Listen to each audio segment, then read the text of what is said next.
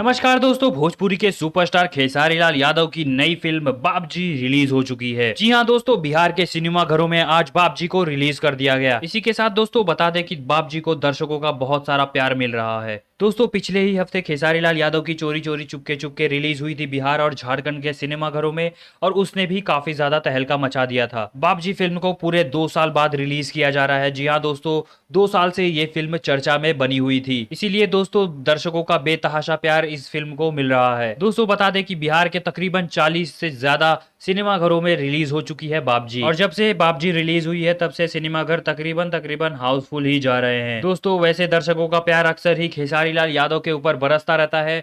चोरी चोरी चुपके चुपके के बाद अब खेसारी लाल यादव के बाबजी पर भी दर्शकों का प्यार उमड़ कर आ रहा है। अब देखना ये होगा कि बाबजी कितनी कमाई करती है। आपके हिसाब से आपको क्या लगता है, खेसारी लाल यादव की बाबजी सुपर हिट होगी या फिर फ्लॉप? बताइए हमारे कमेंट बॉक्स में। साथ ही चैनल को सब्सक्राइब करके बेल आइकन दबा कर देखते रहिए हम भोजपुरिया। नमस्कार।